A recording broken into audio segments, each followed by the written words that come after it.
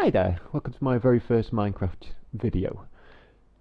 This is my minecart station, stroke track selector. I'm not going to give a detailed step-by-step guide on how to build it. I just want to sort of show you some of the principles on how it works. I'm sure I'll get the gist. Right, first off, give you a quick demonstration. Right, we've got 4 lines. Iron, gold, emerald and purple. And 4 buttons. So obviously each of the 4 buttons corresponds to the line, hopefully. So let's take a trip down the iron line. There we go. That brings us to the iron line. Show you again. Oh, and there's another cart, by the way, which is good. Try the emerald one. That brings us to the emerald line.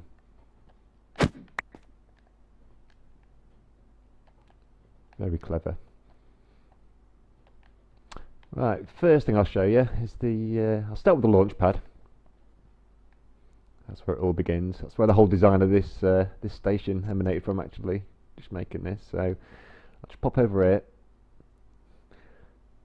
Now, one thing you will need is a map, because to make this launch pad work, it must either be pointing south or west. But for this particular model of train station, it needs to be pointing south. But there is another model which I've made, which you have to be pointing west. So let's get a power rail there, and one in there. Normal rail there, and there, and there, and one there for good measure. Now what we need is a minecart with a furnace in. Don't ask me why, it just seemed to work best for this. We place it in the hole. Just give it a gentle nudge, and eventually it'll work its way into that block. And that essentially, I suppose it gives us a bit of a spring back when the minecart's in there. It will square up after a while as well. And that's it. And when you power up these power rails, it just seems to kick it off that bit more consistently, I'd say. We also want the redstone torch for powering the power rail needs to go under there, but I'll go into that later. So that's that bit. Very important, that, and it must be, with the launch pad itself, it can either face south or west, but for this particular station design it needs to be pointing south. That's very important. Right then, so the basic gist is, with these buttons, there's actually 2 signals coming from these buttons, and the bottom signal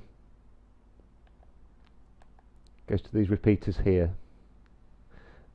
and in turn these repeaters change the direction of these pieces of track, the junctions if you like.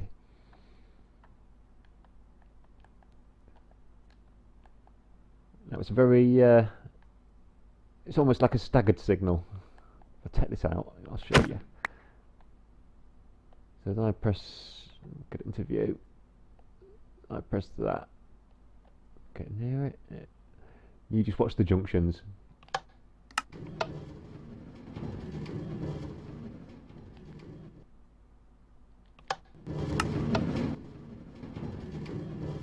Certainly all go off in sequence. Now that signal is constant, it's always the same signal. There's a bit of tweaking to do with these redstone repeaters, that's all part of the fun of it. But the deal is having a delayed start off. So basically every time you press this button, that signal going to the junctions is always the same, but the signal coming from the back has to be delayed.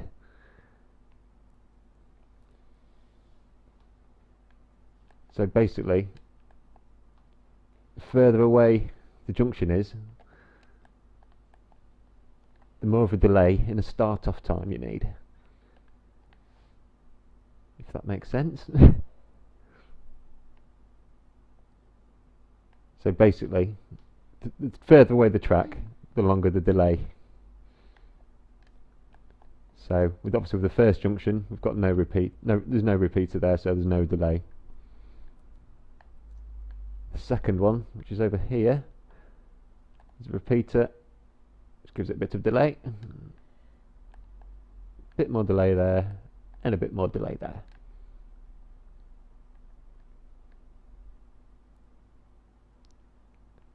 I'll just show you where the delay signal goes. So this is the same on both sides, it's like a mirror image almost. So the delay signal comes down here, around here. Now do you remember where we placed the redstone torch? Under the launch pad, that's there. So obviously you need to reverse that signal and keep that one needs to be off. So obviously when you press the button at the top, this redstone torch turns off, turning this one on, and that sends the cart on its merry way.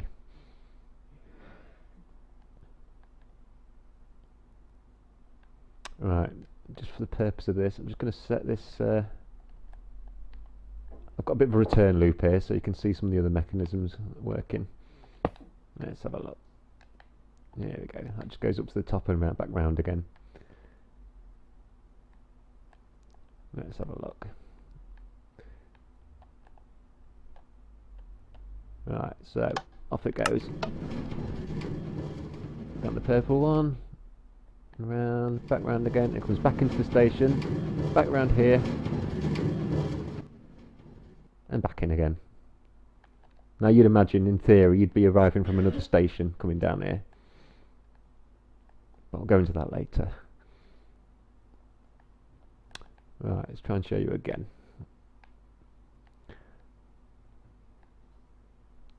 Right, I'll just show you this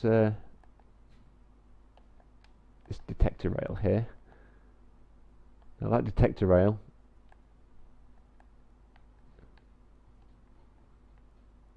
can find it. There we go. That goes under here into this redstone torch here. So when the minecart goes over that detector rail, it switches this junction to send the minecart that's already parked there back into this hopper system. I can't take credit for this hopper system, but it's great, I love it. So basically the minecart, the empty minecart comes up here, smashes into the cactus, goes into the hoppers, and then sits in a dropper which is pointing upwards here into this dispenser.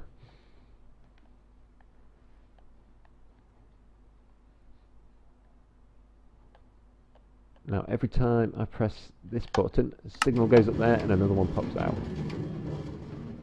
And in. This one comes back around, that one goes out.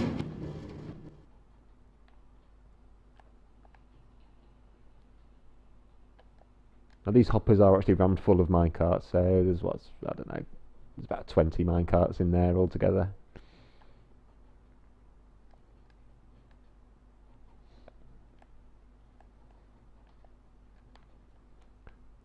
Let's give you another little demonstration.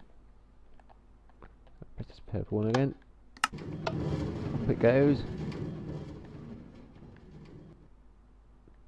Comes down, hits that detector rail, that kicks that off.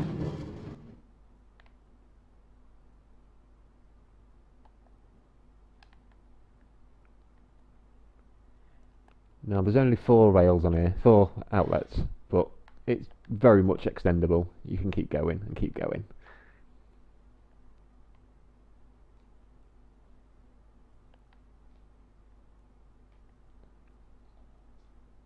Right, so there it is. So in the next video I'm going to show you how to link this station to other stations.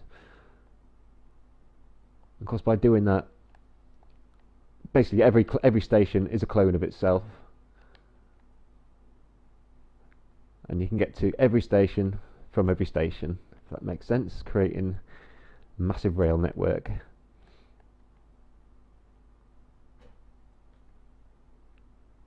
Hope you've liked my video anyway.